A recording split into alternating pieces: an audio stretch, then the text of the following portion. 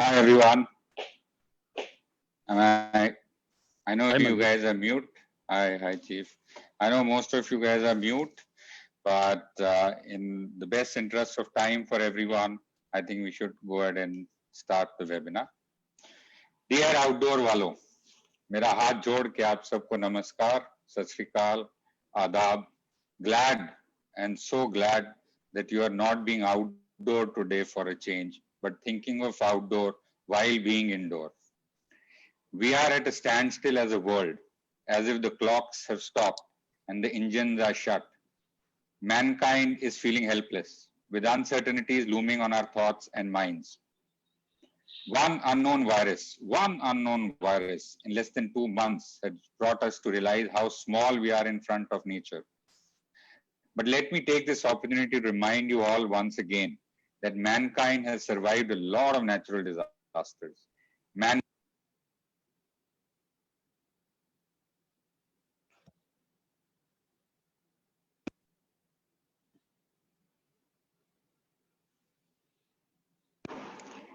Needless to say, global recessions. There were 6 global recessions since 1970 that I remember of. There was a recession in 74 and 75. There was one which lasted 3 years from 1980 to 83. One lasted another 3 years from 1990 to 93. 1998, when I was just getting into employment, saw a bad year from a recession point of view. And we saw 2 more recessions in 2001 and 2008 and 9 that we remember. We have gone through a lot as mankind. Today, I welcome you all to be part of what's becoming a new normal in itself. First of its kind for out-of-home industry. First for me to be using multiple screens to be on a web channel with what I call my own family as an industry. An industry we have all worked in and worked for. What we are going to do today is a heart-to-heart and honest and transparent session curated by the team members of Social Street and blessed by our leaders of the industry and the IOAA. The format I'm trying to maintain is very simple. It's a Q&A based interaction. Most of the questions have been sent by the audience, which is all of you. Some of the questions have been curated and put into right buckets so that the right questions to the right audience can be asked and there is no repetitiveness. There is a live poll that we will be doing throughout the session, which will get you to be participating in a lot of things that we are going to be bringing forward today. We have curated the structure from the panelists and are hoping that we'll make it a very productive session for all of us. I just want to go down a little bit on memory lane. Out-of-home is the oldest and most enduring form of advertising. It really traces its lineage back to early civilizations, 1790s in Egypt. The tradition of rock and wall painting traces back to Indian rock art paintings from 5200 BC. The new normal is not new to the industry. You know, we have seen that a lot of times. The business has seen it all, seen it the most, unlike many other communication channels. But guess we don't believe it till we don't see it ourselves. To share and inspire us, we have with us an esteemed panel, people who don't really need an introduction. Let's welcome the panelists.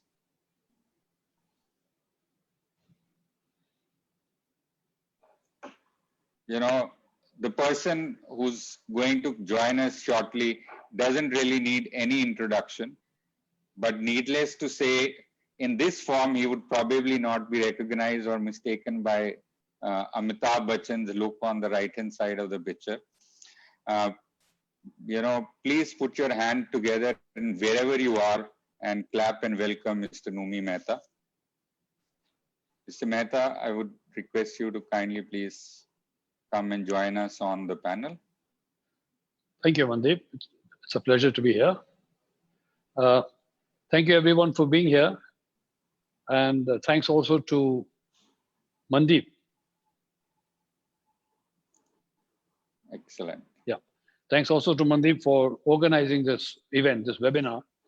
I think this webinar has been long overdue. Perhaps to get us all together and try and understand the situation that faces us. He has hinted to us. Sorry. Yes, Mandeep. Carry on, sir. Carry on. Mandeep had hinted to us that this is not a new, it's not a new problem for outdoor. Outdoor has faced problems time and time again. Well, I just made down a hastily scribbled note, which shows some of the problems that we faced. We faced a wipeout in Delhi in '97, the very famous wipeout, where everything vanished overnight. Everything vanished overnight again in Bangalore just last year. In Bombay in 2002, we've lost dozens of sites. Bhubaneswar, entire outdoor advertising was wiped out in the late 80s. Punjab, it got banned in 98, 99. Chennai was first nationalized and then banned ultimately in 2009-10. We had 2002, the SARS virus, 2007 to 9. We had the world economic problems with oil price problems, the US subprime mortgage, the automobile industry in a tailspin. The next year, 2010, we had Asia meltdown. We had the Harshad Mehta scam in 92. We had Ketan Parak, 2001. So this carries on. You know, the list of the problems that we have faced is endless. But every time outdoor has managed to find a way out, managed to survive, and has managed to come back. I believe that we too will find a way out this time, though it will be in a different format, perhaps in a different way. But yes, we will survive, and we'll find a way to do it together. Mr. Mehta, I will just introduce our second panelist, if I may please. Guys, this face, you may not necessarily be able to recognize. It's obviously from a fairly younger era. Please put your hands together from wherever you are and welcome Mr. Alok Jalan. He's the Managing Director of Laqshya Media Group, a first-generation media and advertising entrepreneur who hails from a respected business family. You know, he's really set out a challenge for Laqshya Media Group, and which is very simple to him. The goal that he set out for Laqshya Media Group is fairly simple to him: to be one of the most respected and admired media brands in India, and indeed the world. Please put your hand together to welcome Mr. Jalan on the chat, please. Thank you, Mandeep. Thank you. I will also take this opportunity to welcome my third panelist. Kindly keep those smiles going and welcome our lovable gentleman, a father figure to me. He sort of graduated from Kurukshetra University with a diploma in office organization from Punjab University. He claims his most important qualification is that he is blessed and feels superbly lucky to have worked for Selvel, which is India's #1 company, and now he's working with world's #1 outdoor company called JCD.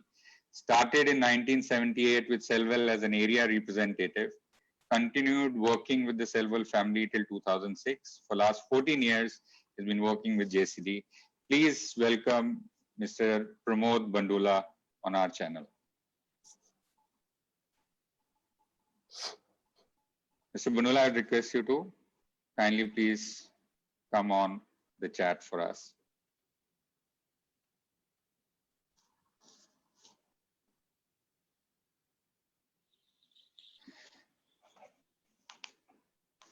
Webinar, and as rightly Mr. Noomi have explained, like last 40 years, 4 decades.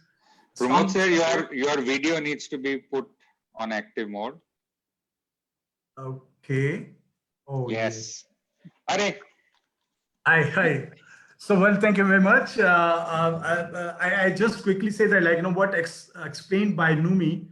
4 decades, I've been lucky to be a part of that, all ups and downs in outdoor. So thank you so much, Mandeep. It was a great initiative by you, really. It was well desired, and a lot of people, they were looking forward to really hear out, like, what's happening, what next. And I think it is going to be great. It's going to be good discussion. Excellent. Welcome all 3 of you. And thanks for taking time out for the love of us as the industry and all of us listening to the entire audience. We are live on Facebook as we speak. We had the pleasure to hear all 3 of you. There were more than 500 people who've registered. As the limitations of new tech, we can only accommodate up to 100 people on this platform. but FB Live is having a lot more and a lot of traction that's going in there. Let's start and be fearless on an honest discussion today.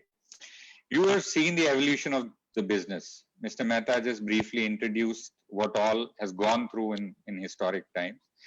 And I deliberately am calling it a business. I don't think are an industry yet.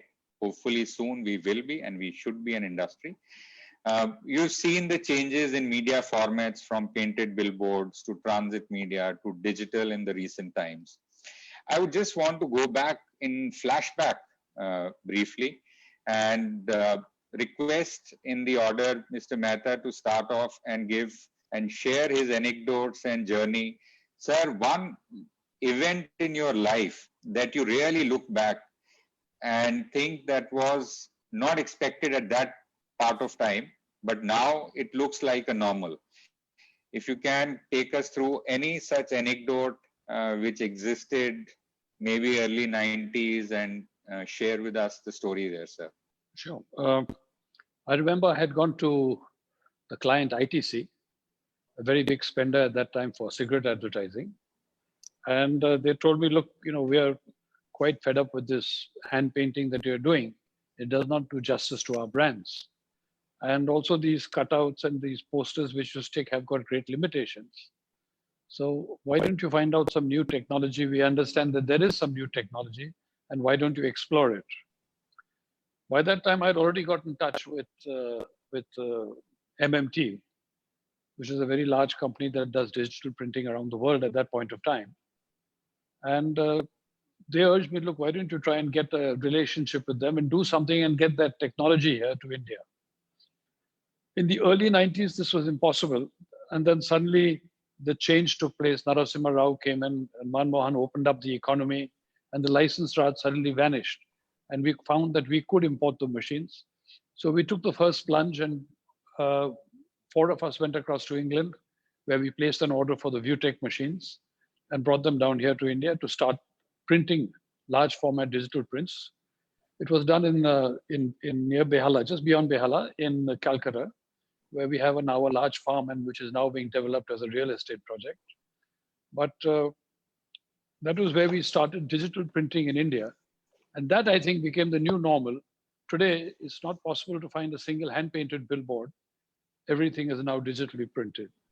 So I think that's one instance where something happened which changed the entire course of outdoor advertising. Excellent. I think you're absolutely right. We don't relate to hand painting on billboards anymore, especially the ones who are just joining the industry. I don't think they even have any historic reference to that point. Maybe in some archive pictures, and they would be wondering where it is. Mr. Bandula, I will just move to you in transition.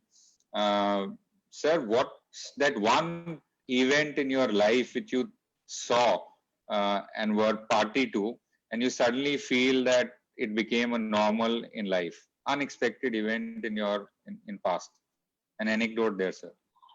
Yes, I can explain that so well. Like in 90s, this period was it was superb in terms of technological advancements. Economic growth started just happening because it was opened up globally, a country. From hand painting to digital printing, what Noomi have just explained, that license was over, and we were able to import that technology back to India. It was well received by the industry, as explained. ITC, Godfrey Flip, so at HLL, all the clients, they were very happy to have this technology. First time in the history of outdoor, I would say, and if I can recollect correctly, the size of the industry got double in this particular decade, in 1990 till 2000. It's 10 years. That was remarkably, really, things were doing. The prices of each media got just double, really. Everybody was doing very well.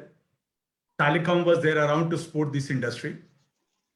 But at the same time, really, when everything was doing very well, with very relaxed rules and unorganized functioning at high scale in a particular city of Delhi, which was the largest outdoor market after, of course, Bombay. Bombay always remained a big market for outdoor. And finally, one day in 97, Supreme Court passed an order and 5,000 billboards, which were as big and large in size as Bombay or any other city today have. They just vanished overnight. And we were zero like today, because everything is locked down and outdoor is again back to zero, like it was in Delhi in 1997.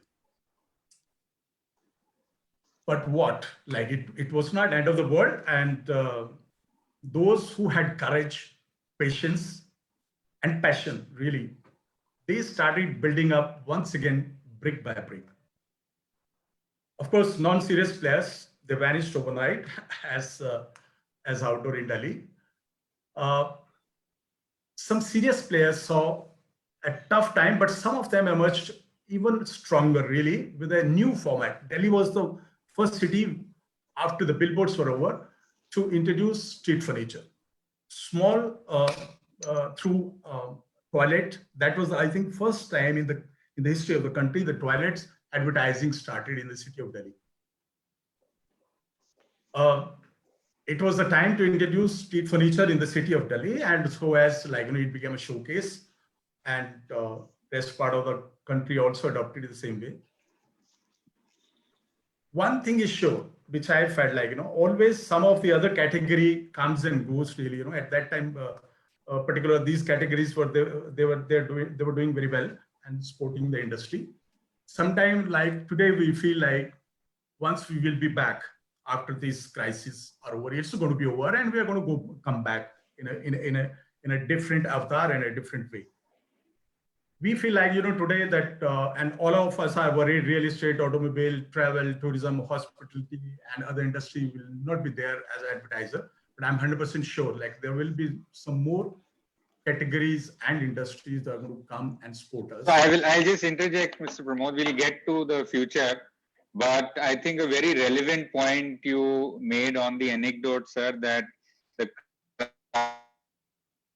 crisis which for a flourishing market like Delhi, suddenly the entire media on one day was withdrawn by the High Court, and it saw a new normal. We all now remember that era at all. I remember, sir, when I was just growing up near Jhandewala, there used to be people who used to paint the boards. A 20 by 10 frame used to be painted and then transported for installation. Excellent anecdote, sir. I think these are milestones as an industry. I'll move on to Mr. Jalan, and Mr. Jalan asks you that one particular life event that you think, when you look at life in a rear view mirror and now feel it is normal, but that time it was unexpected and unseen of during your life journey so far. Okay, so actually I have much lesser experience than Mr. Mehta and Mr. Bandula. I'm still a newcomer in front of both these gentlemen. But something which really inspired me to do more and really made me say wow was one visit to Times Square in New York, which I think around 15 years back. And I'm sure most of you and most of the participants also may have seen that. So while we are talking about DOOH now, that DOOH is in thing and this and that, I think around 3 decades back, it started or maybe a little more, it started in Times Square kind of thing. And when you go there, you see the real power of outdoor. It has not yet happened in India in the scale or the way we see it there. I'm hopeful, and we are working towards that we create something like that, which makes kind of not only something which gives value to the advertiser, but also creates value for overall city. So when you go to New York, if you don't go to Times Square and if you don't see those billboards, your visit is not complete. So Absolutely. that is something which I feel that we really need to educate the local governments here and create one or two such landmarks in India also.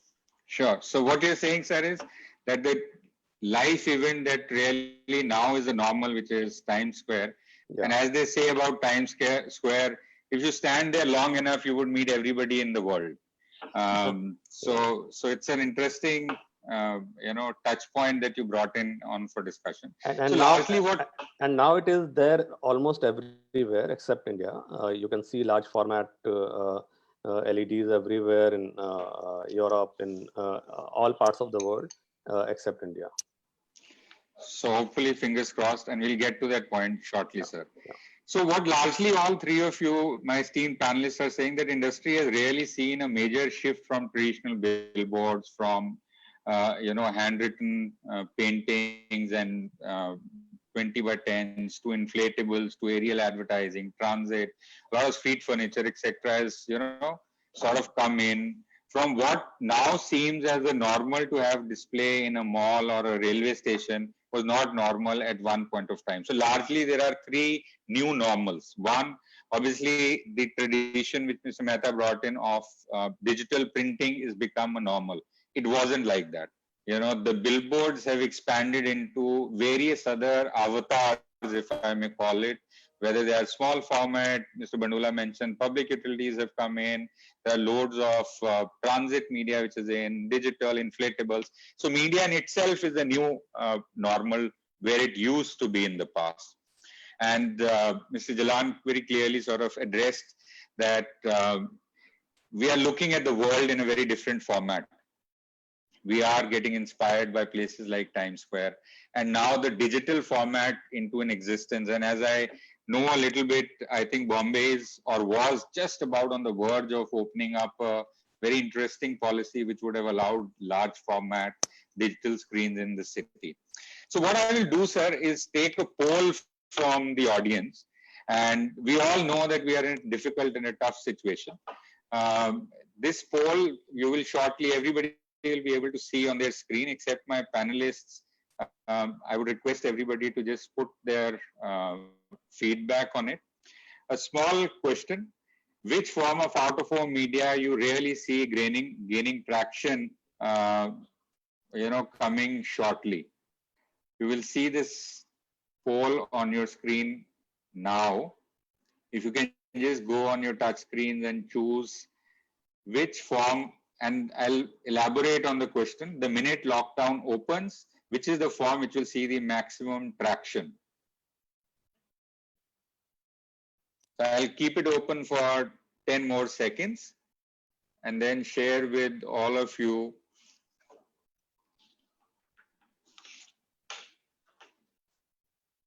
So I'm shutting the poll down. So clearly, to my panelists, if you can see it on your screen, 64% of our attendees feel that the immediate out-of-home campaigns post the current situation, there will be a rush towards digital out-of-home. Traditional will be the least, and transit will take up the middle ground for looking at the growth. So the next question from here leads on from my audience poll. We were, and to quite an extent still are, a business with very low entry barrier. You know how an individual grows aspiration and starts an agency or a media ownership business in our community. Even sets a few billboards for himself. Anyone who has a capital of 50,000 rupees can become an entrepreneur in the out-of-home space, subject to having that passion and inclination. So often business owners have dealt with this. Nothing right or wrong about this, but this is a quintessential out-of-home, extreme levels of fragmentation too. On one hand, it's important and it's fragmented. On the other hand, we face the brunt of the economic situation going up and down faster than any other media. We have been resilient and most bounce back from these issues. So if you, I'm just citing an example, if you look at one of the largest size billboards in Bandula has been given out for a 3-month tender at an unprecedented price point very recently. So what's happening is that economy, like an ECG graph, is really going up and down from a capital point of view. There is also a lot of good happening across the country in terms of policies. There is an ease of FDI which happened in our country. Capital for business has been brought in. However, the out-of-home business, most are stuck to the daily rut banter on payment cycles, and long payment cycles are delayed. And however you've managed, all three of you have managed to create a difference in the out-of-home industry. You know, I know a little bit more about what you guys have managed. Mr. Mehta was probably the first one to bring in investment from a foreign bank. Mr. Bandula brought in the world's best out-of-home company in India, and it has been there for 14 years. Mr. Jalan is probably the first entrepreneur who got private equity funding into the business of out-of-home. So the question I have for, and I'll start with Mr. Jalan this time, what were the key milestones in economic reforms for out-of-home over the last decade? You know, while as my audience said, the digital will see a lot of first rush the minute the situation improves. I want to ask you, sir, will there be fresh capital available for digital out-of-home? Because it's a capital intensive, exercise for a vast diversified country like ours. So just share your thoughts on capital availability if the digital out-of-home is going to see the maximum rush post the situation. Firstly, I have my own reservation about this digital out-of-home taking off immediately, because in India, where exactly is digital out-of-home situated? At all transit locations largely, or at malls. People will be little wary of going to malls or airports or train stations at this point of time. So I think that will take a little bit of a longer time. I think roadside, I should go by popular vote, but I think roadside will be the first thing which will see the revival, because the brands would want to showcase big, bold out-of-home quickly to all the commuters. But coming back to this, your question about fresh capital availability of funding. Yeah. Funding has never been a problem in India since I think 2006, when we raised our first round from UTI Ventures, now then converted into Ascent Capital, and then in 2008 from Warburg Pincus, which is world top 5 private equity fund. So capital will be there, available always, if you are able to show the fund. How are you going to make money? And here, actually, in out-of-home, somehow we have not been able to create value for any investors who invested in any of the companies in out-of-home media industry, unfortunately, which includes even Laqshya and Times OH also, which got funding from Lehman and Goldman in 2007 or something like that. So world is flushed with liquidity as of now. If you look at the kind of overall stimulus has been given, and the kind of capital being thrown at this ongoing issue. So stock markets went to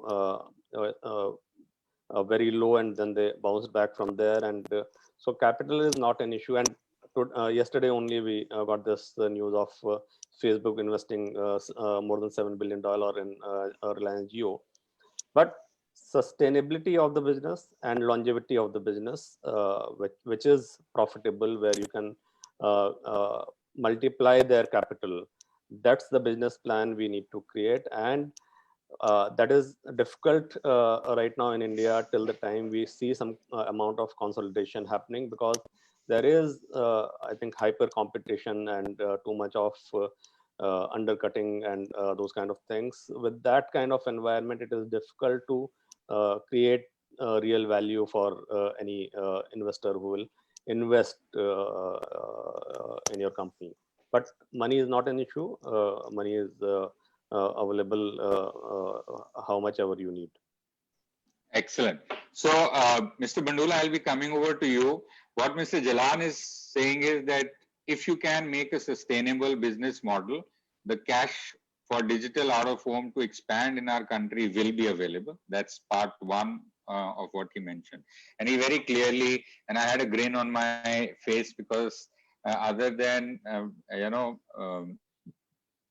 there is a larger share of investment from Mr. Jalan on the traditional format, while as I do tend to agree that his vision or his thought of people not necessarily rushing into digital for a valid reason, that malls may not open up as fast as the roads will, or cinemas may not open up as quickly as the roads will. So very valid point.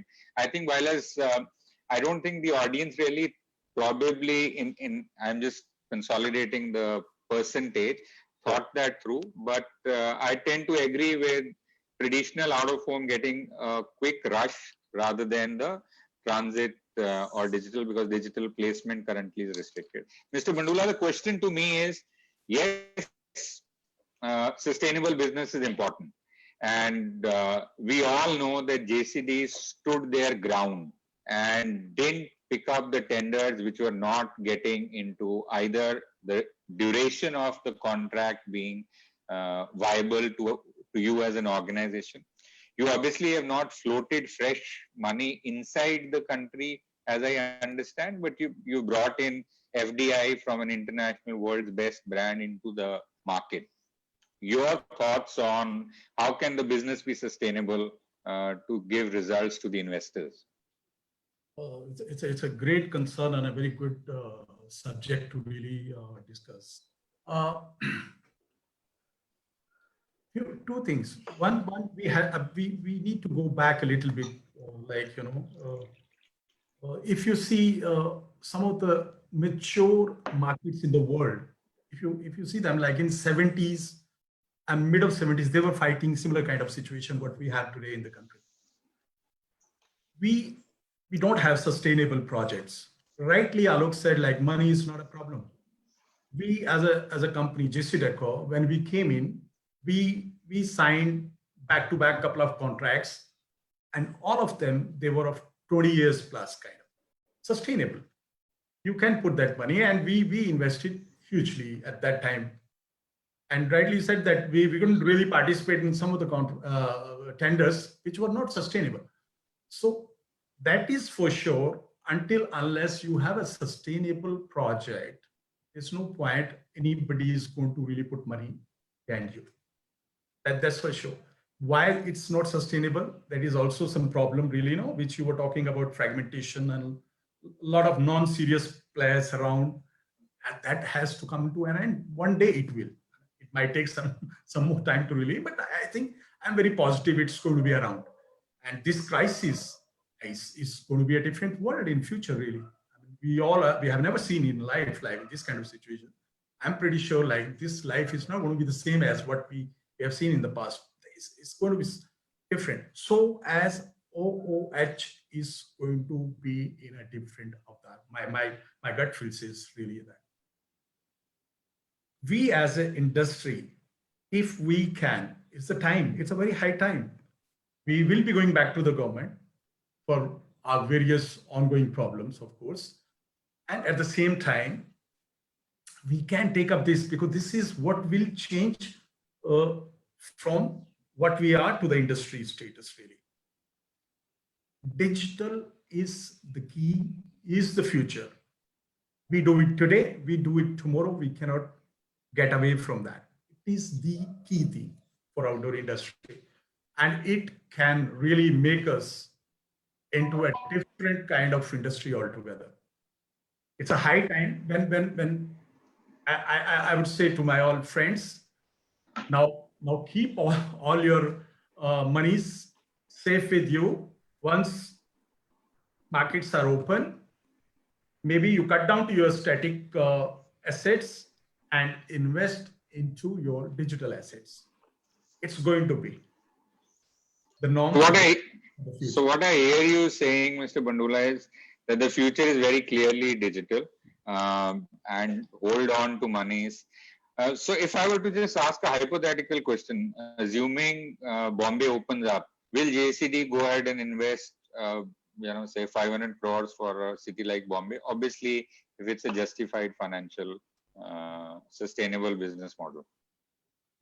See, any amount of money is not a problem, but again, we go back to the same. It has to be sustainable.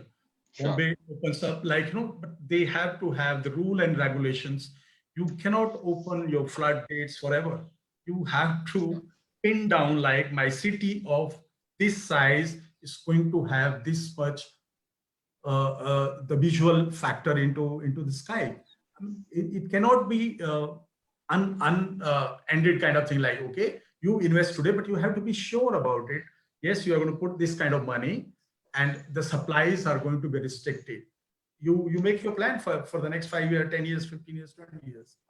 So you have to have some kind of protection by the government, by the city, to bring in this kind of money. Monies are not a problem, rightly Alok says. So both of you, Mr.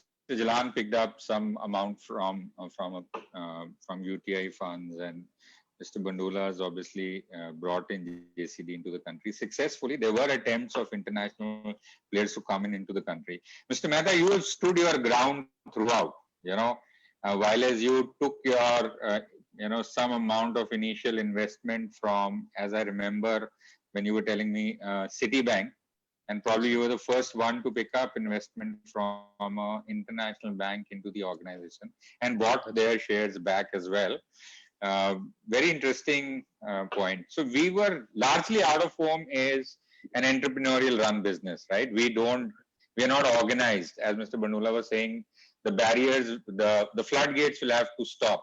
There is consolidation. We in India have strived on chaos. And out of home is on the top pyramid from a media house perspective. If you look at it, radio channels have some amount of barricades that is been. TV has an entry barrier. Print has a huge cost as an entry barrier, while there are a lot of publications. But to be successful, print has its own challenges. Out of home has no entry barriers.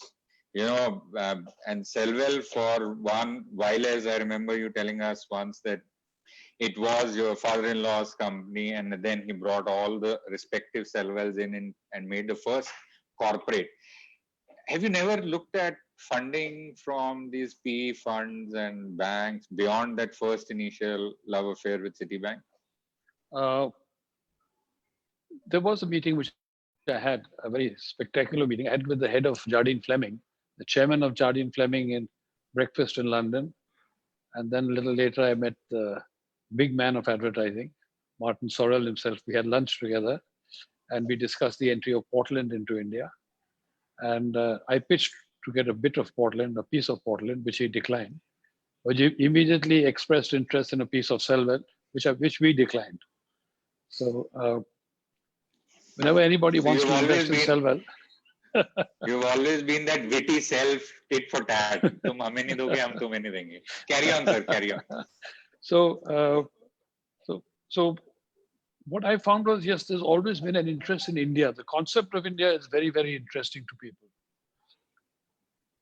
As Alok mentioned, there were two large investments in outdoor, but the returns were not what were expected by the funds.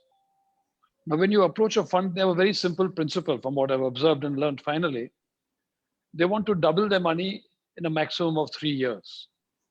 So if they give you 100 crores of rupees, they're saying, look, in year 3, we need to get a minimum of 200 crore exit, preferably 300 to 500.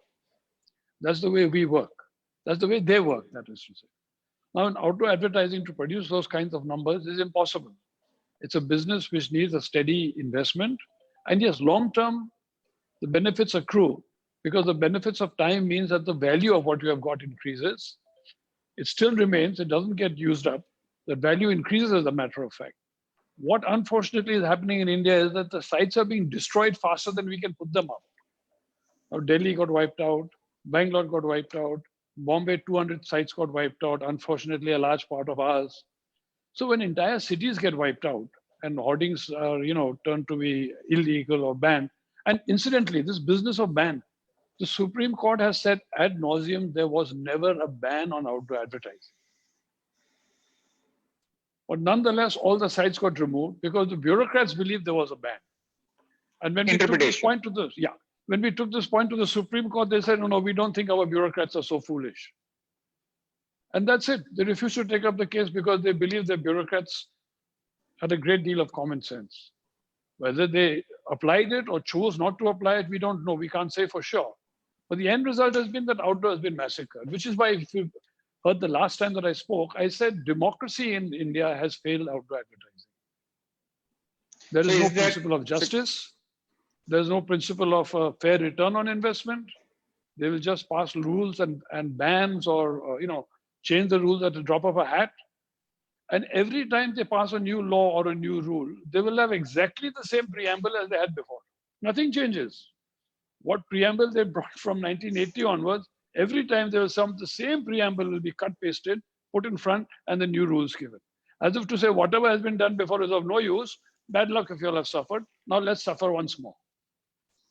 Sure. So what you're saying, Mr. Mehta, is that the uncertainties of the governing bodies is holding, the regulatory bodies is holding larger investments, and you tend to agree that there are funds available, subject to maybe this is the time when we see some amount of consolidation between again, consolidation needs funds, Mandeep. So Mr. Jalan and Mr. Bandula saying paise ki kami nahi hai. No. आप sustainable business model बनाओ, not wet dreams of 3 years and doubling the revenue, but make it a sustainable business model, and the funds will be available. My reaction to that, Mandeep, is that it's very difficult because what JCD has brought in has expanded the market further. So we have fragmented the whole pie by adding a new layer of street furniture and airport advertising, which was not there before. Similarly, has been Times' effort. So it has not succeeded in consolidating, it has succeeded in expanding the pie, and therefore some more players have come into the various segments. So we need consolidation desperately. I think which is a very good point. Consolidation or expansion of pie have sort of, over the last decade and a half, all said and done. So, there was the 300 crore or 400 crore, whatever the exact amount Times put in the airport was not there, right? Yep. They took the risk, and I'm sure they are reaping the benefits also, minus the first 2 years. No, that Times group is reaping. The investors have gone. Poor chaps have made a loss and wiped out. So I think what I'm hearing you say is we are good salesmen as out-of-home people. No. So I have a point of view here. Sure, sir. When Times got investment, they had both the airports for 3 years only.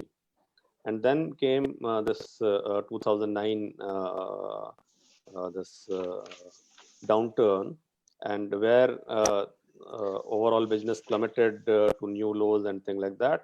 And that's where investors had to kind of, and also Lehman Brothers got demolished, and that was taken over by Nomura and things like that. So I think, and then Times finally gave them an exit by merging this company into BCCL, which it was earlier with ENIL with Radio City, Radio Mirchi, and then finally merged with the BCCL.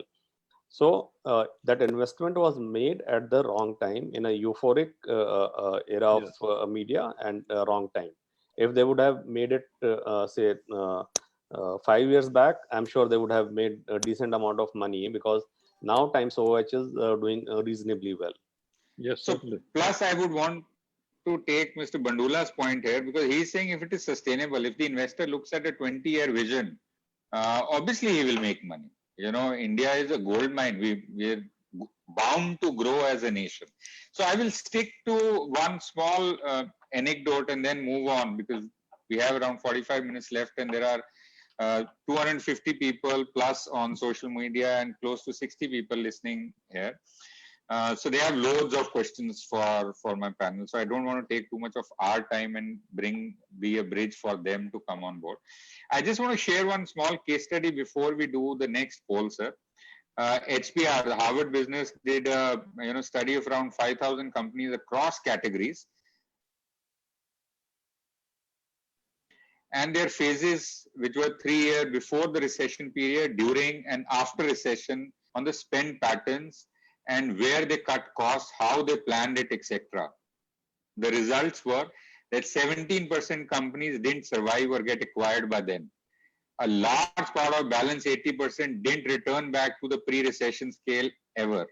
But around 9% really flourished. They made hay till they could, and they still are making a lot of hay. Just before I ask you, and you guys put your thoughts together, and what did they do differently, and what would you do differently in this case? I'll just take a quick poll from our audience on, and the question I'm going to put across to all of them is, even when the indications are that the lockdown will be removed in phases and people will be on roads, going about life by July, when do you think out-of-home business will go back to the pre-COVID levels? The poll will be open for 30 seconds, and I'll get to my question, dear panelists. Let's just quickly take an audience live poll. When do we see this normal coming back?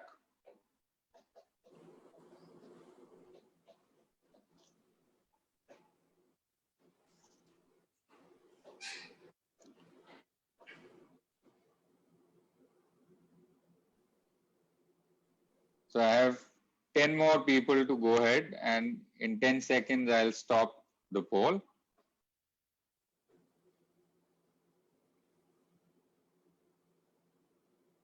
Okay, so here we go.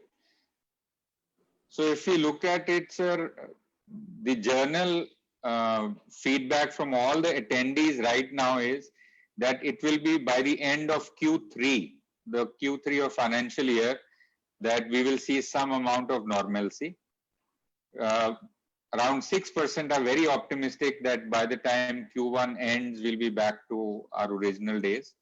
And 23% or 26, both almost in the same percentage range, assume that by October, pre-Diwali, we'll have the status quo coming back. So the question, and I'm taking this from what my attendees are also sort of, this is not going to be anything like the old normal, and the consumers will seek value, not necessarily lower prices. During 2000 recession, for example, Hyundai in the USA rolled out an offer that if anyone has happened to lose their job, Mr. Mehta, I'll just update you. The majority in attendees feel that we will be around Diwali when we come back to normalcy. So therefore, the question being that this obviously is not going to be anything like the old normal, and consumers will seek value, not necessarily lower prices, but value additions maybe. For example, Hyundai in USA after the 2000 recession had rolled out an offer that if anyone has happened to lose their job and yet wants to buy a car in the next 1 year, then there will be great buyback schemes. Hyundai did a great and gained a huge market share at that time. If you look at 2009 recession, Netflix gained 3M's new consumers. Before that, they were on a rent-a-videotape service. They switched their whole service in this time, and where it was more relevant to a subscription model than go out and rent every time. So these are some examples which really changed the way economies for them, and these are part of the 9% who flourished. Netflix and Hyundai became brands which are household brands today, and got into the space of taking the advantage of a recession. So my question to all of you, and I'll take it to start with Mr. Mehta, the times are not going to be the same. Your quick view on what should we be prepared for? The audience says that it will be till Diwali that normalcy prevails. The choices we have is either look at merging or amalgamating a few companies, reducing wage costs for a lot of people, just getting to a bare minimum sustenance level, or maybe file bankruptcy. So these are the extremes, of course. But what are your thoughts? कि September तक out of home में होगा क्या? There's a lot of uncertainty around it. Yeah. First and foremost, as people from the outdoor industry, we have to understand what we are offering the client or the customer. If we are not able to offer them an audience on the roads to see the billboards, then we're not offering them anything at all. So we are definitely bound by the fact that until people come back to see what it is that is on display, we should not be offering anything. Otherwise, we are merely conning the client or the consumer. That's the first very important point that we need to learn. Two, we need to win back the trust of the client and the customer. He is no longer interested in the model that we have adopted, that we are selling space. You see, earlier, we were selling locations. But sadly, that selling of locations moved towards selling of space. It started becoming by the square foot. Kitna kilo lena hai, wo do bolo. So now, I feel this discussion has to change. And we now need to start selling consumer attention. So we have to be in a state where we can sell the client consumer attention. We should be able to say, we guarantee you an audience of so many million people if you take these billboards for this period of time. And then we need to be in a position to be able to prove through systems or audits or research work what we have delivered. If we do that, then we come onto the same frame as digital advertising, which sells by the impression.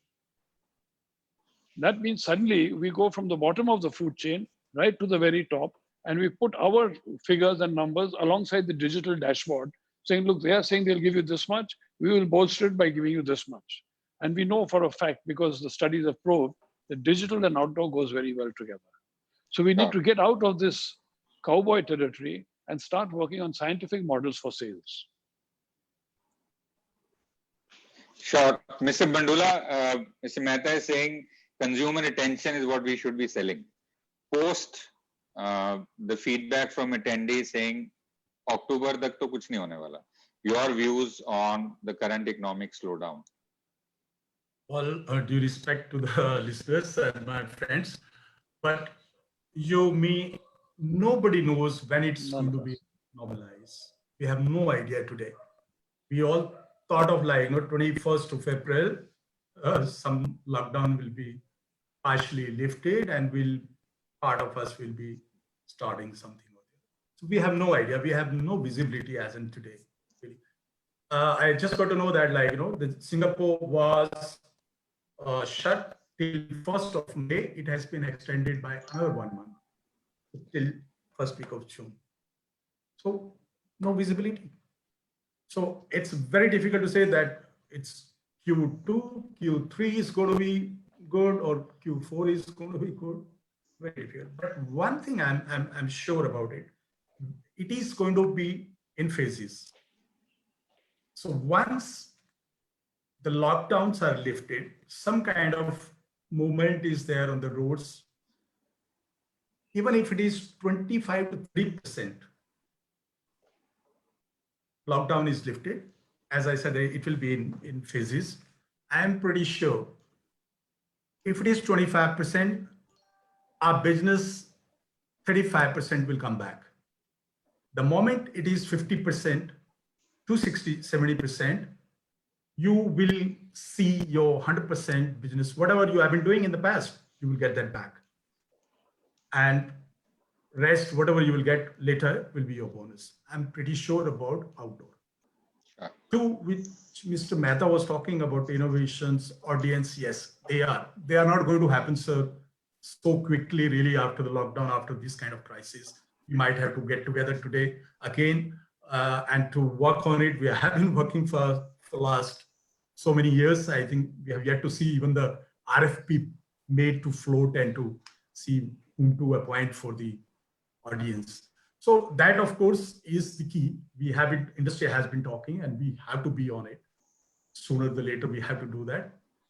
So that's one. And the third is, my take is like, as we go out, start working on the field, we must do something innovative, differently. Let's forget what we have been doing as a billboard, as a space. Of course, space is going to be space. It is going to remain space. What treatment we are going to give it to the space, that what will matter to the client. Sure. So what I'm hearing, Mr. Bandula and Mr. Mehta saying that, so out of home has had their own challenges. We have very low entry barrier. We have scarcity of a common currency or tools of measurement, and that have not been addressed yet. There are a couple of decades we've been talking about it. Keeping that on the side, and of course the payment cycles and the usual rant, clients not paying agencies, agencies not paying media owners, and that cycle is an endless cycle. I don't think there are recoveries from those 3 points anywhere sooner. But we've now got another, elephant to deal with, if I may call it, our current economic situation. Mr. Jalan, just a quick thought. Mr. Mehta's suggestion is that don't go rushing, and Mr. Bandula is also saying that it will open in phases. If it was for you to decide for the entire industry, would you just open up a certain media, for example, TV? I'm not saying TV is doing that. TV could have looked at only opening news for advertising, hypothetically saying. So would out of home, want to look at only open large format billboards and add to the point where do advertising for cause or improve your hardware in itself and make it look better while there is these tough times, and the opening very clearly seems to be in phases. Just your quick views on it before I move to the next poll. Yeah, firstly, my view on audience poll as to what will happen by October and things like that. So actually, there are two things which we need to note here. One is when will the lockdown be lifted, and will there be? So there are two thoughts going on right now. One is that once lockdown is lifted, slowly life will come back to normalcy. The other thought is that there might be a second wave of virus, which if that happens, then that will definitely ruin this entire year. If another lockdown happens 2 months, 3 months down the line, like it happened in Singapore or in some other places, so that is going to ruin the entire year.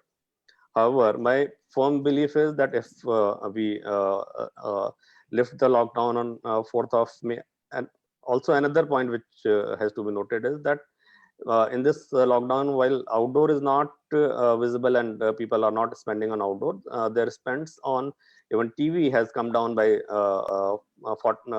60 to 70%. Print is almost non-existent.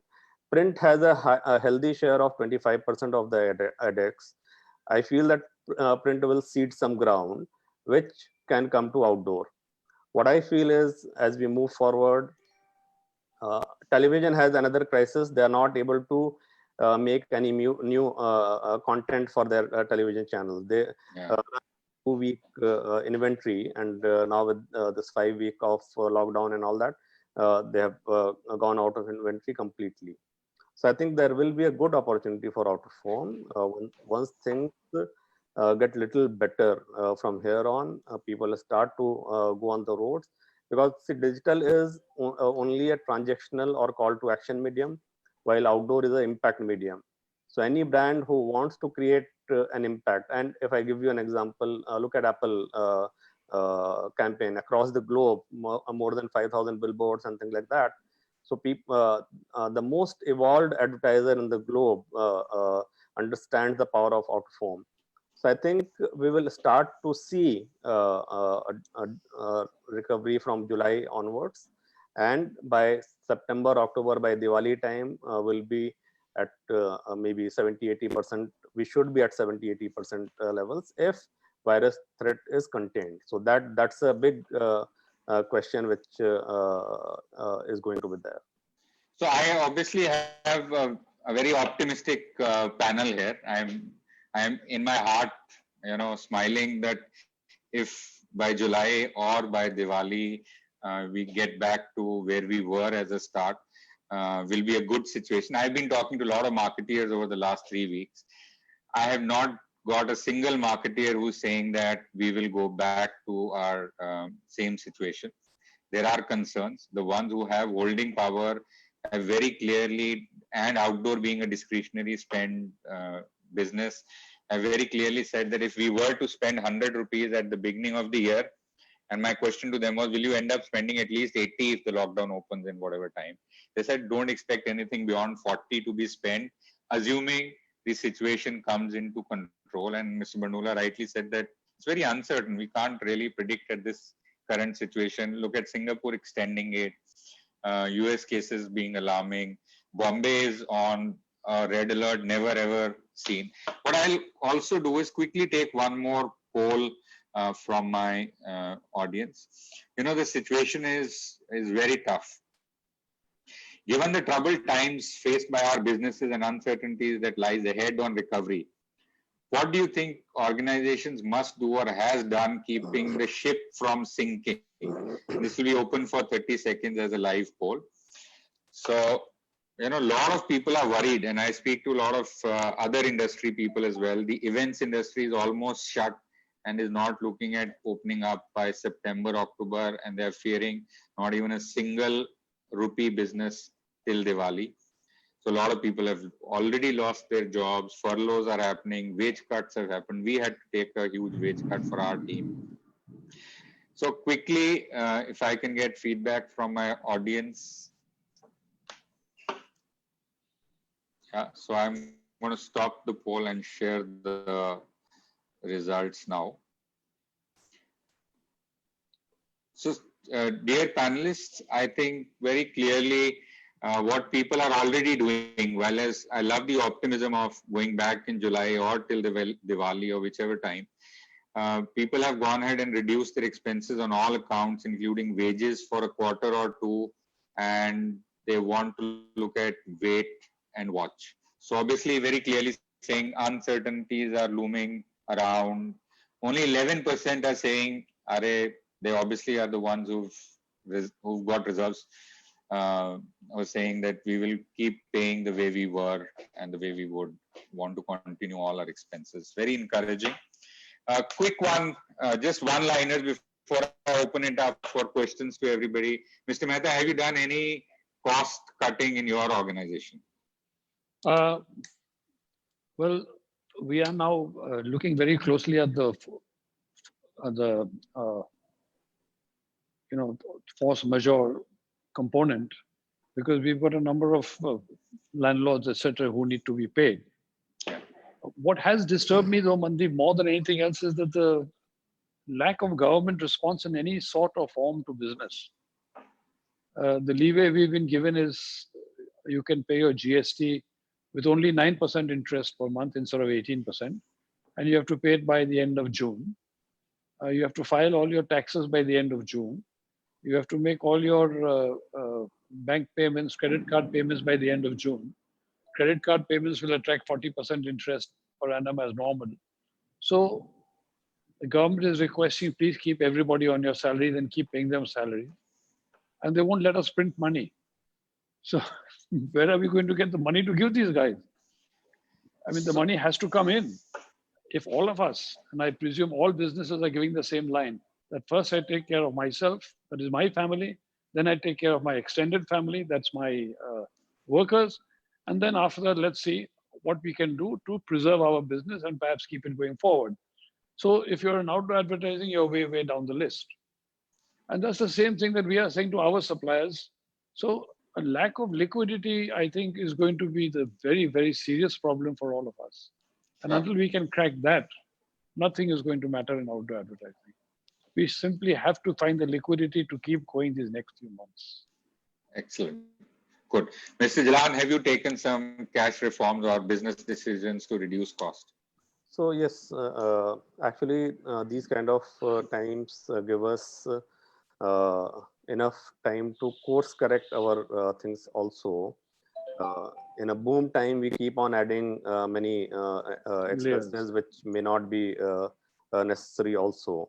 But these are the times when we look at everything in a and give it a hard look and come out with the things which are really necessary. So so there are two costs. One is people cost, and the other is other OPEX cost. We have tried to cut down on other OPEX cost in the best possible manner. On people cost, we are trying to not lay off any of our team member, because we feel that it is our responsibility to hold their hands at this point of time. But yes, we definitely are deferring some of their salaries to later part of the year if things come back to normal and things like that. So yes, you need to conserve cash, whatever you have right now. You need to survive. If any organization survives, like you mentioned, and that study by Harvard, many firms went bankrupt or dissolved and things like that.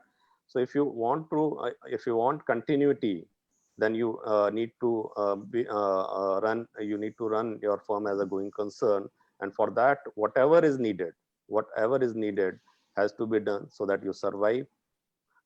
If you there are other things also, that you collaborate with someone else and look at cutting your combined cost down. So there are various ways and means of doing things where you can control cost. This is not a time of luxuries. This is the time of bare necessity.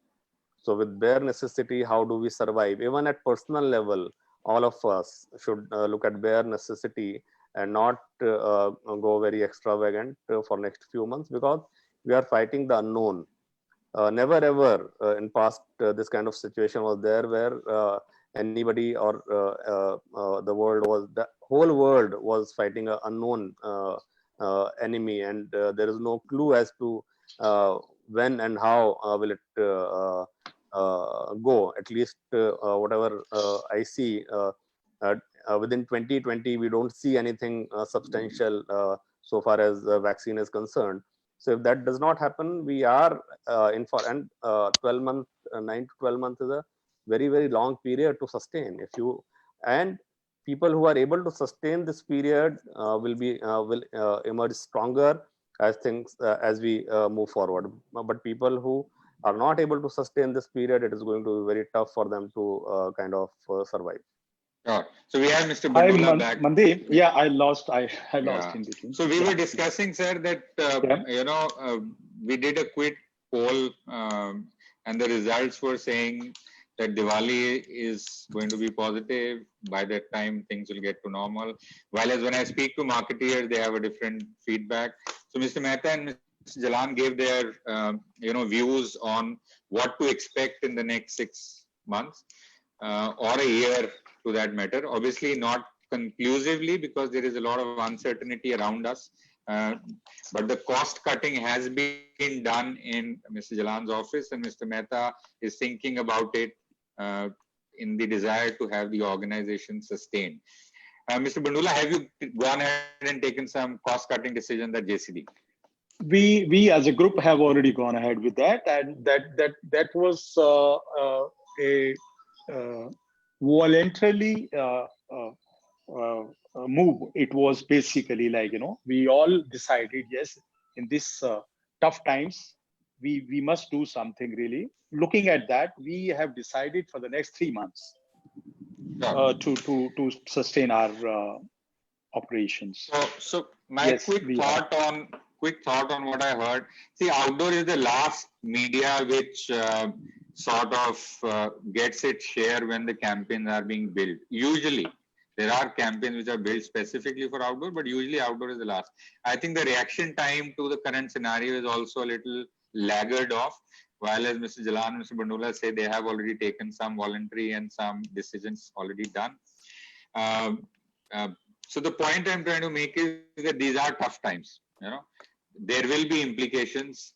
I know a lot of companies which have already filed for bankruptcy. Mr. Jalan, you and me had that brief SMS exchange over. A lot of media houses, bigger ones, rightfully so, who can't sustain, will collapse. The ones who will survive will obviously flourish. This is what recession has always done to economies worldwide. If you can sustain, hold your organization and as many people as you can together, you will obviously flourish once you are out of the recession. I have a quick poll, and this will be really short and quick. I would want all my audience to latch on to the screens. Is there going to be a rate correction in media costs? And I'll have to be really quick because I want to open it up for questions to all of you.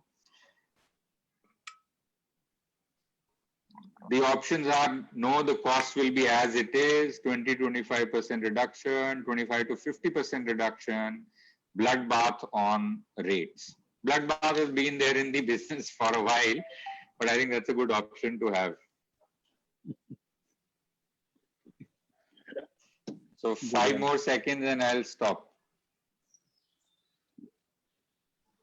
There we go. So to my panelists and audience, I think very slight differentiation where the industry and I'm assuming most of the attendees are asset owners, are very confident that there will be only 20 to 25% reduction. It's a split house if you ask me. Some say that there will be bloodbath. Some say nahi, rate utna hi rahega.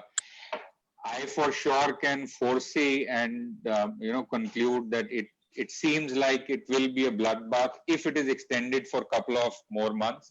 The resilience of this industry and the money and the churn that has been put on hold will have a lot of companies get into default mode. Maybe because these are smaller, because it's a blessing in disguise. No entry barrier means low cost, and therefore you may be able to sustain also. But large corporate houses will go through a tough time. I'm going to open this Q&A session. We're running a little slow on time. Maybe with the due permission of panelists, we may end up extending it for 15 minutes on Q&A. Sir, Mr. Mehta, you said there isn't enough regulatory and government, intervention. I represent the experiential industry, and the experiential industry has been very well represented by the government, has been clubbed with the tourism and travel business. Therefore, there are special grants/holidays being talked about and discussed because they are now being represented as an industry, not as individuals or BMC and Delhi Municipal Corporation. Therefore, I think that's the body there, like IOAA, has stood the ground, and we are seeing a lot of positive traction there. Maybe my opinion, and this is personal opinion, Mr. Mehta, if we were an industry, one, we are not that size. If like an automobile industry is being considered for various grants, maybe government would listen to us more. I am looking at this as a learning to see if all of us in true sense can come together and make this a voice that is heard. Just imagine if there was a national campaign done on all our outdoor assets saying we are bleeding. Believe you me, the power that out of home today has. And if we use our own assets and billboards to represent ourselves to the government, we will be the most loudest and most heard comparatively to all reports being built by any other industry. So that's just a suggestion for all of us if we were. And I'm happy to take the creative responsibilities to build a nice creative if media owners are ready to go ahead and voice that concern to government. There are questions coming all around. I will just take the first one on the Q&A session. There is this gentleman, Mr. Prashant Verma, addressed to Noomi, sir. Sir, as in current scenario, our out-of-home industry is more skill-based. That is, no specific qualification really required to get into the industry. He would like to know, will OOH remain skill-based or knowledge-based in new normal? So the question is, after COVID-19, or I would rather call it pre-vaccine and post-vaccine, because till the vaccine is not there, the uncertainty is not really going anywhere. So, his question is, will we get knowledge-based in the new normal? I have a feeling that outdoor, when it comes into its final form, the final avatar, which we hope to see, which I hope to see during my lifetime, perhaps a few years down the road, will mean that it is a highly technical organization. Digital advertising and the combination that it brings with other forms of digital advertising, means that is with the, with things like Facebook, social advertising, etc. I think it's a very, very strong fit. And typically, when I see the organizations like my friend in Australia, Brendan Cook, has for OOH, O Media over there, they've got data scientists. So I was wondering, well, look, what does the data scientists do in an outdoor advertising company? But they are creating campaigns. They've got software giants. I mean, they've got a multiplicity of talent, which has got absolutely nothing like what we've got. We've got, fitters, painters, carpenters, structures. That's what we focus on. Electricals.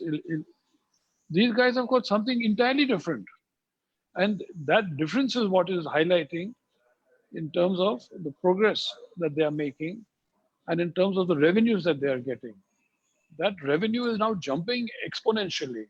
When you embrace digital in its full avatar, it is galloping ahead.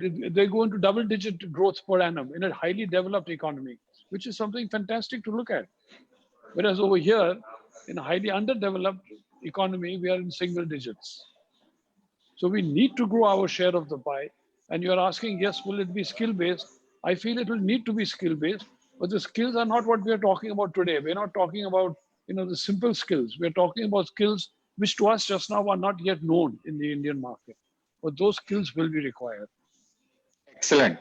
I think this is a very valid and important point to all our attendees. I think what Mr. Mehta is saying, आज तक whatever we have been doing, whatever we have done so far, yeah, we may know how to do it, but the skills required for a post vaccine era will be skill based. The mediocrity will stop existing. People who have abilities to go beyond just the current skill of putting up a campaign will probably stop existing. Mr. Jalan, a quick feedback from you on the same question. What is the skill set that will be needed post-vaccine in the out-of-home business? So firstly, Mandeep, there is pre-vaccine, there is post-vaccine, and there is life in between also. Okay. Sir, as I hear life in between is the doomsday currently that we are in. No, not necessarily. Let's be optimistic. I love your optimism, sir. I really love your optimism. Let's be optimistic, not so pessimistic. The world will survive. Humans will survive. So the world is not coming to an end. Now, coming back to skills, the first skill you need to have when you are going to be in OH is passion. Okay, that is a human thing. If you are not passionate about the medium, you will not succeed in this. That's one. Absolutely. Number two, when we look at skills in terms of people, whether they are MBAs or whatever, if I look at my organization, we have a lot of skilled people, highly educated people. We have, for Noomi sir, we have a equivalent of data scientist in Laqshya Media Group in India. So you should be proud of that. You don't very proud. Don't have to go to an Australian company. We already have it here in India. So do I hear a collaboration between Selvel and Laqshya? I'm open to it. I'm open to collaborating with Mr. Mehta, Mr. Bandula, with you, any one of you guys. Much appreciated. So I think skill. So there are two sides of outdoor in India. One is unorganized out-of-home companies, and other are organized companies. So if I look at JCDecaux, if I look at Laqshya, if I look at Times OH, we do have skilled manpower, which any other media company may have. So I don't compare myself with any other. So if I compare myself with any print or TV company, will be at par with them. We are digital company. We are not lesser than them in any way. But as we move forward, we are ultimately in 21st century. By each passing year, definitely people have to build on to their skills and learn. So if I look at you only, Mandeep, I think 20 years back, maybe when you entered out of home and you said that one billboard, you were only pasting SAV and things like that. Yeah. From there to journey where you are right now, you must have added on to your overall skill sets So it is, even if we take somebody who is passionate about the business, about the work he is doing, people can keep on adding to their skills. So long as they're open to learning new things, I don't think there should be any challenge. Mr. Bandula, I'll change the question for you. Why? Okay, please go ahead. Answer. No. I'm not. No, continue. But Just trying to get a little variance. Sure, I please. just want to add one thing. Yes, it was a very good question by the gentleman. Yes, this industry needs a lot of good, skilled people, really, to take this industry from here to the next level. 1, 2, we as a group, JCDecaux, is known for the highly skilled people, and topmost designers of the world, to whom we work with them, really. And it's visible, it's highly visible all across the globe. So skill does matter for this industry, and we need it badly. Sure. So I think very valid point. I'm going to take another question, which is, so to all our attendees, the question that you have asked for last 15 years about payment cycles and, common currency, I'm not going to be taking them on this forum today, because I don't think in the 15 years we've had an answer, and that's not the idea of doing this session today either. The idea is to see positiveness in post-virus or post-COVID. So I want to take up a few more. Sure, sir. May I make the point? Absolutely. What has recently happened is that in a meeting of the agencies as well as Outdoor Advertising Association, we were zeroing in on an RFP to start this common currency and start the research work for the first 12 or 13 cities. That's when this COVID has happened. And I was to make the RFP and have a meeting where it would be discussed. Unfortunately, this COVID has intervened in between, and the study has not got going.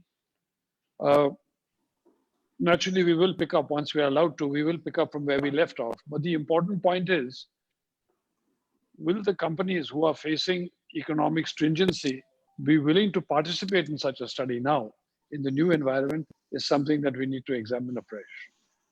So when that does come up, we will let the industry know as to what steps we are taking on behalf of both the two bodies. Incidentally, it's not the 3 years of I who are participating, it's the individual agencies in them who are participating along with us. So I have a few excellent points. I have a few, recommendations. There is Ms. Neeta Gulati. She's saying, Mandeep, as suggested by you, we can make a collective representation to the Ministry of Rebates for industry as a whole. That's a very positive, feedback. If we can, and I'm ready to help out from a drafting documents, or if there is a need to write out a campaign. Mr. Jalan has a suggestion. Why can't the top 10 out-of-home owners of the country purchase IoT devices to help us churn out numbers to create a similar dashboard to digital? Absolutely. So I do have an investment as Social Street in the digital business. And there are transparent data, touchpoints, dashboards available to all clients.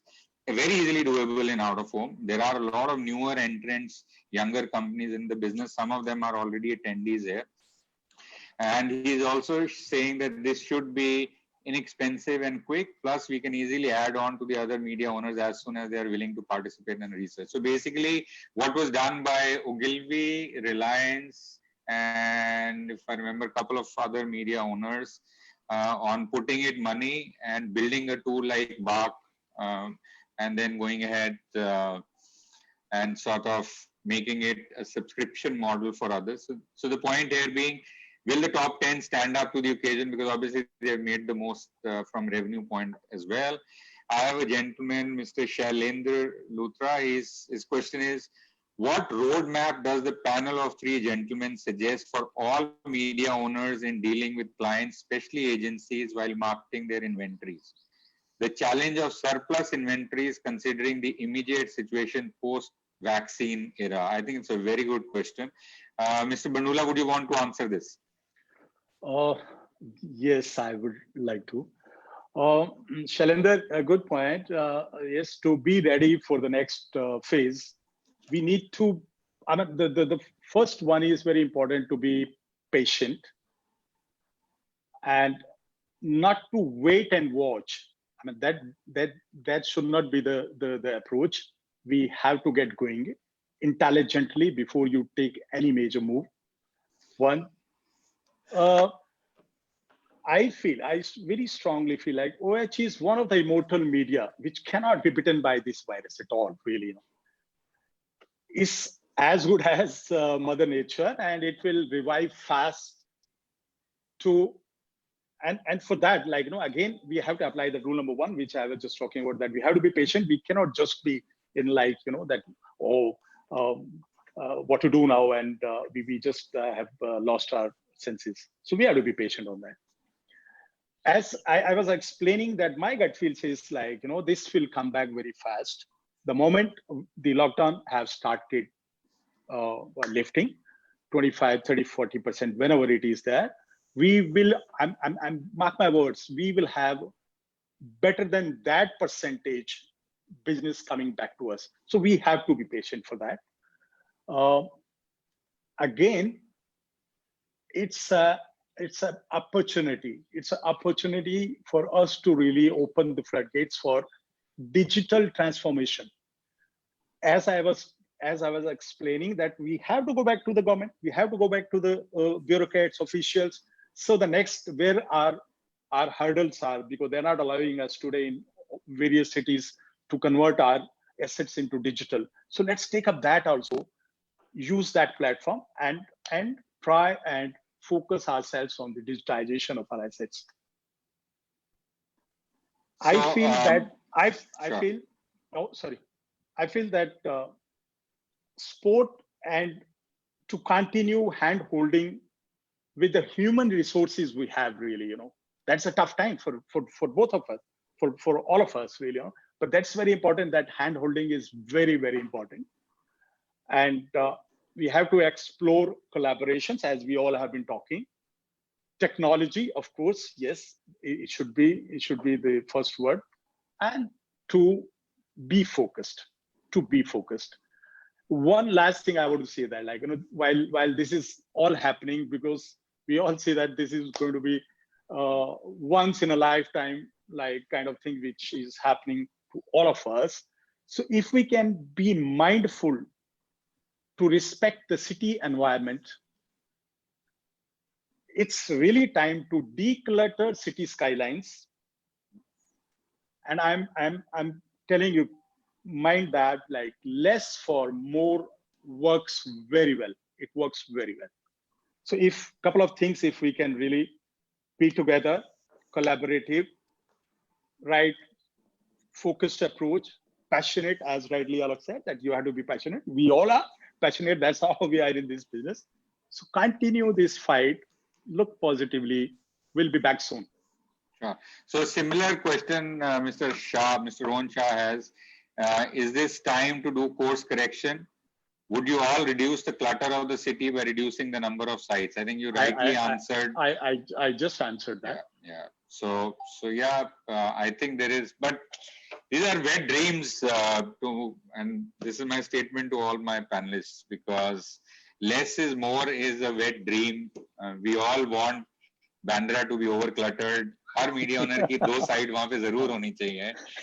Mr. Mehta, you have seen what has happened in Bangalore. You've seen what has happened in Delhi. You've seen various other parts of the country going through the challenge. And maybe, if you remember how I started off the session, was that this small disease, if I may call it, or small challenge which came and has put the entire world down onto their knees, economically and health-wise both, is because we didn't respect nature enough. And in the out-of-home business, we have also done that a lot.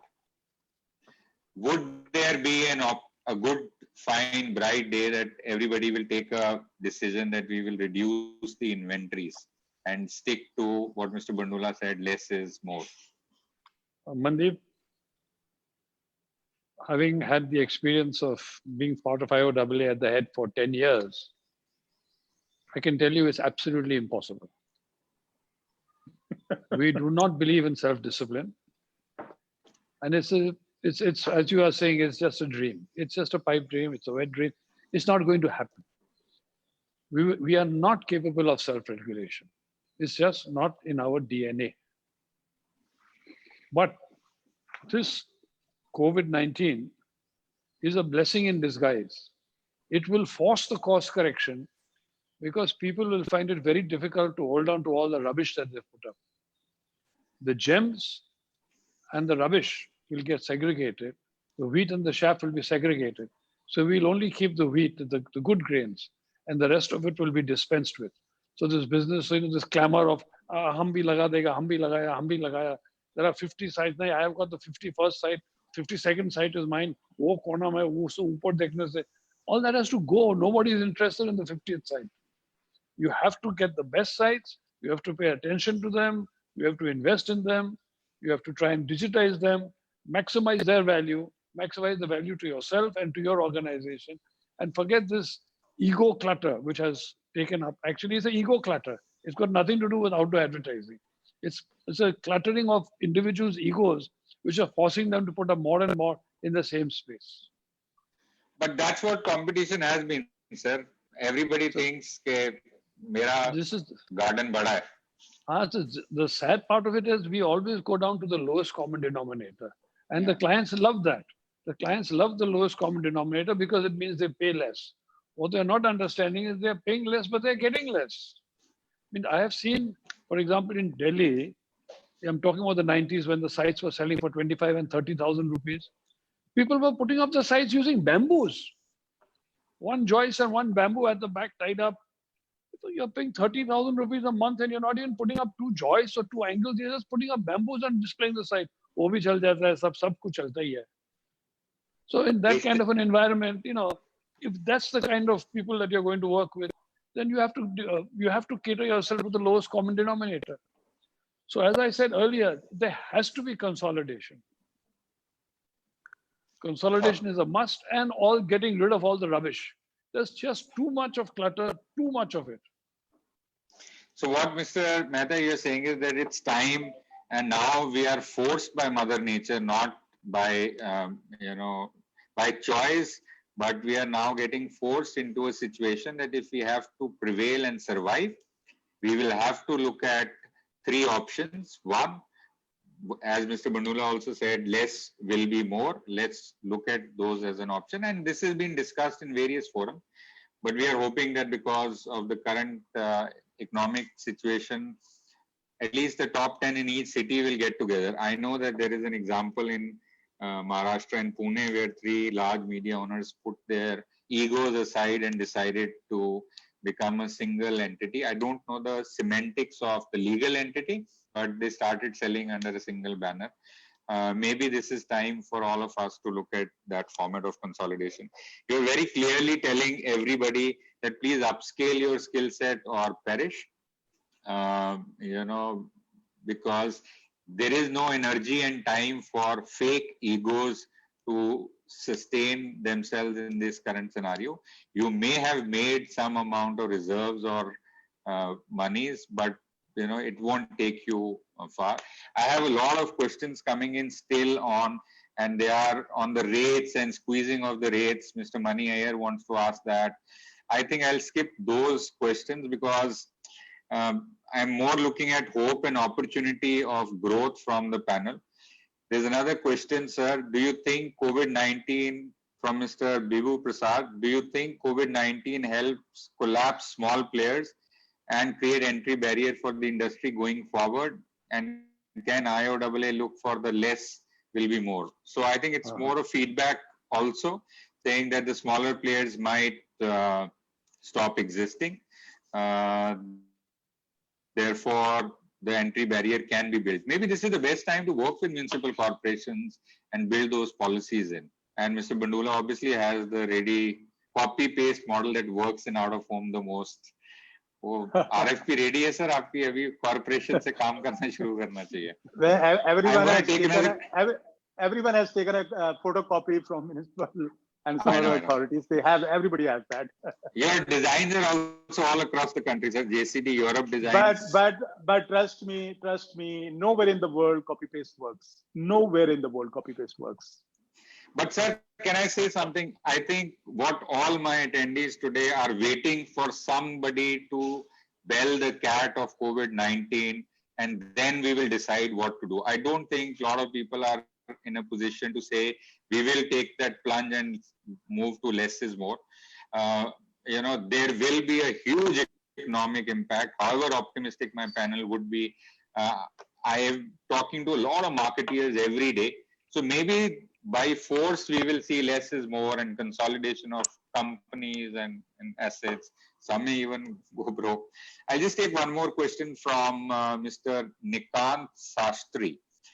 Print has taken a backseat, and especially in the scenario, a lot of societies have stopped taking newspapers. We don't get newspapers in our society either, Mr. Nilikant. People are getting used to more and more digital. So in such a scenario, this is a great opportunity for out of home, especially digital out of home, to take one of the major pies in marketing budget. How do you look at technology in out of home that we can have growth in outdoors and a great future? Mr. Jalan, I would want you to take this up, please.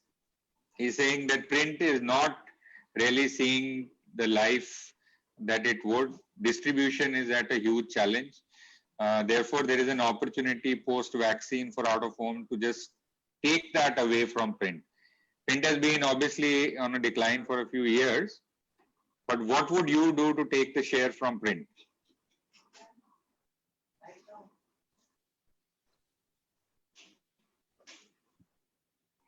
Mr. Jalan, am I audible? Awesome. Mr. Jalan's from the other screen. Sir, there was a question from Mr. Nilikant Shastri, and I wanted you to take this, please. Print is losing its share. Yeah. And that slide is unprecedented. They were already on a decline, but this is because distribution is impacted. There is nobody advertising on newspapers. There is some amount of digital floated newspapers which are coming, but there is a huge drop. Is that an opportunity for out of home and especially digital out of home to snatch it from print? So this is what hello. Yes, can you hear me? Yeah, loud and clear. Yeah. So this is what I spoke about earlier also. So print commands a share of about 25%. So it's not that print is going to die tomorrow. It is going to be there. But even if they lose, say, a couple of percentage points, that will be a good amount of money. So it depends on how much print loses and how much we are able to capitalize.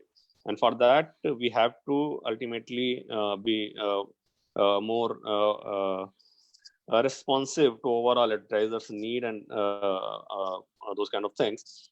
And let me combine to earlier one of your poll also, Mandeep, where people were talking about whether rates will go down and to what extent. See, rate is ultimately a function of how many eyeballs we are giving to the client. yeah. So supply and demand also, sir.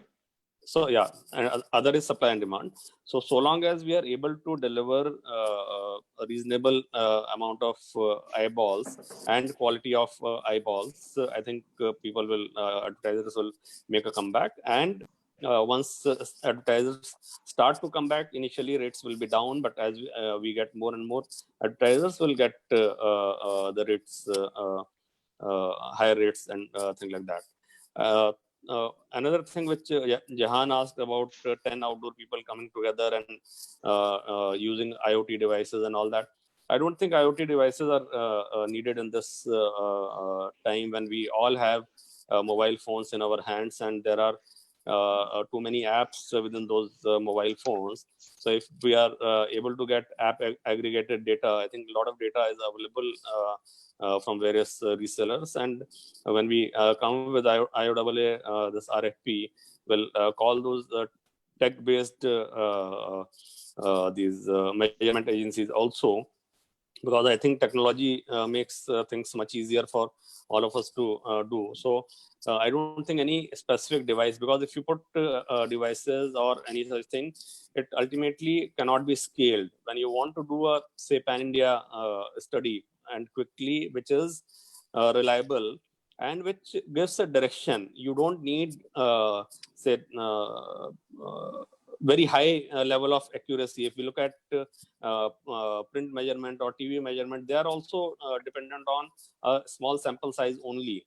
So if we are able to get some good direction, and we have developed such a model in-house at Laqshya also.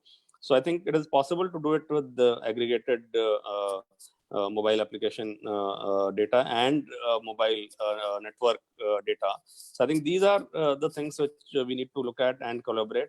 And lastly, I think all of us have to collaborate, whether agency, media owner, all of us have to hold each other's hands and move forward in this time of, in these kind of difficult times. And I'm sure we'll come out of this better and stronger. So Mr. Shavinder on the chat is saying that he bought a quarter page ad in Hindustan Times, all Punjab, as in all editions, at 7,500 rupees. I think we are being foolishly optimistic as an industry if we are saying that only, in the poll said 30% of us were saying that the rates will be more or less similar or will drop by 25 to approximately 25%. If print is dropping its quarter page ad at 7,005 rupees, all editions statewide, I think bloodbath is inevitable. We may be able to sustain because of our fake egos for a few months. I know these are strong words, and I for sure don't have any apology for using strong words. I'll just take, Mr. Bandula, feedback and a question coming in from Mr. Jahan Mehta and Mr. Anup Jalan. Both are basically talking on a similar format, that is there an opportunity for a fresh entrant with money to buy out all the small asset owners and become one of the top 10 in the country? Your answer, Mr. Bandula. In one word only, that will be a major disaster than COVID. Sure. Excellent. No, That's if I needed to explain, but just money can't buy, really. Had it been this kind of situation, like Jet Airways would have survived, somebody would have come and taken over something like that. So it's not possible. It's not possible. It has never happened anywhere, any part of the world. It's not possible. Yes, gradually, slowly, somebody's research, some kind of collaboration, some kind of involvement, and phase-mannered kind of a long duration of things in working can, yes, consolidate. Again, you are talking consolidation. How can one guy comes in with tons of money and buy everybody, and then he's running the show? No, it's not possible. Sir, but Google and Netflix happened during unprecedented economic recessions.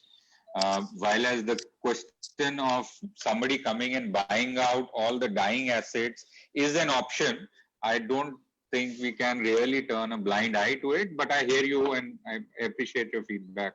There is a very interesting twist, and Mr. Mehta, you are fondly loved in the out-of-home industry. I would really want your feedback, and we are. The audience is loving what you're saying. So we are 15 minutes over our planned time, but I'll still continue. A human touch. This is Mr. Manoj Joshi. His question is, a human touch is really required. Currently, individuals are affected by negative news, salary cuts, job loss, economic degrowth, restricted movement. It is definitely a tough time for all category of businesses. More so for individuals who are not strong emotionally, mentally. Now that we see a longer phase of slowdown in out of home, a lot of uncertainties that exist. Now that we see, longer slowdown out of home, what is your suggestion for the industry people to stay positive, productive, and profitable for their organizations, and not getting into the negative mindset as things are still sliding? Okay. positive feedback for people who can't handle it emotionally and mentally. Okay. First, we need to take a macro view on what's happening around the world. In Belgium, for example, for every 10 million people there are 5,180 deaths. 5,180 deaths for every 10 million people. USA has got 1,370 deaths per 10 million people. Spain 4,000 plus, Italy 4,000 plus, UK 2,500 plus. India has got 5. So we have 5 deaths or mortalities for every 10 million people. This is the state. Now it's not just India that has this number, it's the entire South Asia. So I'm talking about places like Bangladesh, Sri Lanka, Pakistan, and even the African countries. Now, it is not that they are isolated or we are isolated from China. A lot of to and fro in trade and in people takes place. But for some reason, the mortality rates over here are far lower than they are in Europe or in the US. That's the first point for us to understand. So we are much better off. The second point is there are 140 different organizations working on the vaccine. And there are 3 separate, very good areas.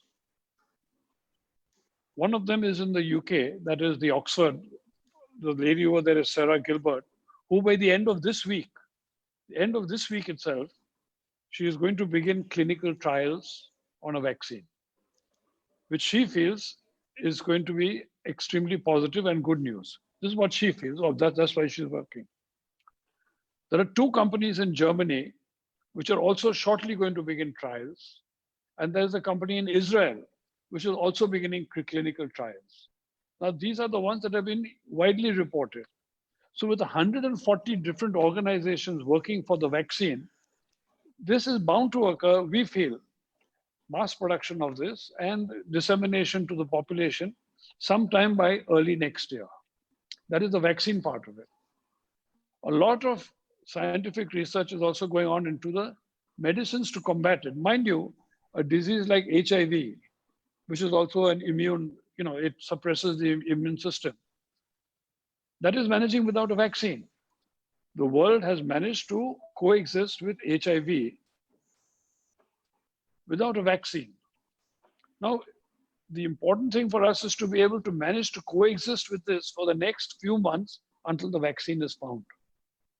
So I'm relatively positive that with the amount of attention being given and science resources being put behind this, it will emerge. Now, what do we from outdoor have to do with this on a micro level? How do we face this? Yes, there are 3 scenarios. Perhaps what we're looking at, the pujas or Diwali should be a good time and we will recover.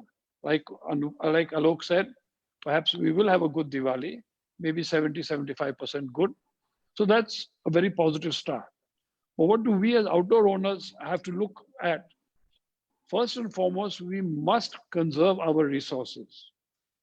In this, we need to be more ruthless than ever before in trying to block the monies that go out of the organization. It's a very harsh statement to make, but we need to block it. Sure. We ourselves are giving everybody advance against salaries, but we are not taking a final decision on the salary structure. In Selvel, historically, we have left the salary structure to the management, which is to the professional managers in the company. They finalize their own salaries. We don't normally intervene in that. So it's up to them to understand, look, these are the kind of funds we've got, and this is what can be spared, and this is how we are going to overcome the situation. We have got total faith in our top management structure. I'm sure in your own structures, in your own organization, you will have people whom you trust and who trust you enough to understand that, look, this is a time where you tighten your belt. You don't discard anybody, you try not to leave them out, but you have to be tough in the sense that you can only give what you have, you cannot give what you don't have. So if you spend all your money in the first wave and the money fails to come in, then you have nothing else to distribute. You have to hold on to your money. Sure. You have to renegotiate your contracts with the landlords. You bring in, the different legal tactics that you have. Try and get as much of leniency. If it's a rented premises for your office, try and get a leniency from the landlord. Try and at least get a delayed payment.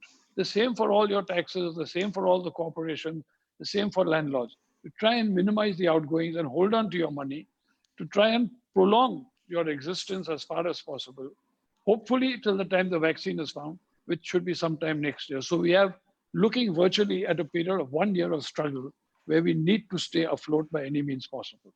If you have access to money, borrow it. But don't borrow so much that you cannot sustain the repayment. Otherwise, you are just leading yourself into bankruptcy. That has been the one message that has come continuously home from our other friends who have grown too fast in the West. They say, we've lost our companies because the people who invested in our companies forced us to take loan and pile on debt, which we can't service, which is why Clear Channel is in a mess today. So we need to understand these facts. Only take on that much which you are capable of servicing. And I said before, if you have extra sites, if you have sites which are not resourceful, which are not earning, which are not giving you correct returns, which are not profitable for you and your colleagues, get rid of them. Stop sitting on your ego. Understand that you made a mistake. Walk away. Have the guts to walk away. Excellent. So I think we have overshot it by almost half an hour. I'll just sum up the session for people who are still hooked on to hearing the three lovely panelists that we have had today. Very interesting session we really had. Thank you very much. We heard leaders very optimistically say how resilient we are in out of home. As we have survived through the times, that we will agree digital out of home is the future, but the future is still a little far away. That the industry thus needs skilled resources to take it to the next level. Most feel that the rates will drop to keep the interest in the out of home media alive, but the recovery is still going to take till the end of the year. In the times of uncertainty, we however have choice. You can see the glass half full or you can see it half empty. At the times we look for granted, may you be back soon and fill our cups to the brim. I really thank Mr. Mehta, Mr. Bandula and Mr. Jalan to take time out for us and the entire industry. I appreciate the approval and nod and acceptance from IOAA, and personally thank my entire team who helped me stitch this piece together. This is a new normal for me. I am used to now working from home. We do have our inner devils at house coming up because the Wi-Fi has to be shared on 6 different instruments. So pardon us for some dropouts on a technological front, which might have happened on and off. But haath jod ke dobara, thank you to the entire industry and all my 3 panelists and my entire team at the back end who helped me build this together. Thank you, Mandeep. Last words, Mr. Mehta, just to thank and followed by Mr. Bandula and Mr. Jalan. And we'll close the session. Thank you, Mandeep. Thank you so much. It was great initiative by you. And if you can continue this by inviting some more stakeholders in the industry. There are so many printers you take. What's going to happen to them? Their livelihood, and there a lot of people working with them, and similarly others. So they will get some kind of relief while talking. So very encouraged by this, Mr. Bandula. I will surely come back with the next session and bring in the entire value chain of out of home, as you rightly said, the printers and the fabricators, and get certain views at how they are suffering. And Mr. Jalan, last closing words before Mr. Mehta winds it up for us. So like you're asking for optimism and nothing like that. See, humans are more resilient than any virus. So humans will survive, a virus will go away. For how long and what precautions we need to take, I think we need to figure that out, and we will survive and thrive also. Then secondly, about this overall mindset, people are depressed and things like that. So see, in whichever situation you are in, and if the situation is outside your control, you cannot just keep on thinking about it and getting more and more depressed. You need to so within this lockdown period, you can either build yourself or destroy yourself. The choice is yours. So I think thinking positive, doing some value addition to yourself, thinking about your business and maybe next 10 years in a most positive manner as to what should be the real strategy and how do you survive in this period and thrive later on. So I think if somebody looks at all those things, there are a lot of positives also which one can look at. So you don't have to be too pessimistic about things. The entire industry or the entire Indian industry, largest of the companies to smallest of the companies, and globally also, they are all struggling, but we'll all come out of this. So this too shall pass. Sure. Mr. Mehta, last closing words from you, sir. And we're short by 30 minutes. We had more than 300 people who heard all three of you out. So closing remarks for them, sir. First, Mandeep, thank you very much. It's a great initiative. You had started your career in Selvel. Maybe it's time for you to come back home. That's something we have to see about in the future. But more interesting, what I have to tell the people in outdoor industry, he said, look, outdoor will prevail. It will prevail in a new avatar. But don't be frightened by that. Don't be scared by that. Prepare yourself for the new outdoor advertising.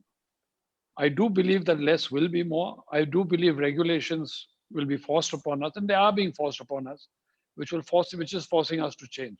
For example, Bombay, if all the structures had to be cladded, we refused to clad our structures before. Now they're all clad. They're looking so much more beautiful. Lighting has improved. Monopoles are coming in. Backlights have come in. We've got the new normal is coming to be LEDs. These things will happen. And as the industry marches forward, you have to keep one step ahead. You have to think, what is it the client wants? What is it the client wants? What is it the client wants? And you have to gear yourself for what the client wants and not try to shove your 40 feet by 20 feet down his throat, whether he wants it or not. नहीं सब हम और एक light लगा देगा, हम 2 दिन ज़्यादा दे देगा, हम नहीं charge करेगा, I'll change your vinyl twice. When client is not wanting that free service, what the client wants and what the client needs is what he is expecting. So please try and meet those expectations, anticipate them, prepare yourself, let the industry prepare itself, and let's meet those expectations. If we can, I believe the sky is the limit, because as was mentioned by Mr. Decaux when we had the last conference of ours, he mentioned very categorically that there are only 2 kinds of medium. Both are digital. One will be inside and one is outside. We will consume all our information, all our news from these 2 channels. So either it will be mass or it will be personal. There's nothing in between. His words are coming true today. Print is being wiped out. TV is getting less and less. People will consume what they want, when they want, how they want. We need to be ready to provide this mass availability of media to the client when he needs it outside in the outdoor environment. That's my belief. I think that's very well put by him. It's not an original thought, but it's a thought which I carried forward from the last conference. I believe that to be a correct thought. And I believe that is the way we will go. Those who survive will indeed prosper. But as I said, the next 12 months are tough. Prepare yourself for that and hold on to whatever money you can. So signing off with the new normal, the new webcasting series that we want to take it forward. We will be shortly back with the next set of panelists. Thank you once again for tuning in. Shaba Khair. Bye. Have a great Thank one. you. Thank you, Yes. Mandeep. Thank you, all the viewers. Thank you. Thank you, Alok. Bye-bye. Thank you, Thanks, Pramod. everyone. Bye-bye. Bye-bye. Thank you. Bye-bye.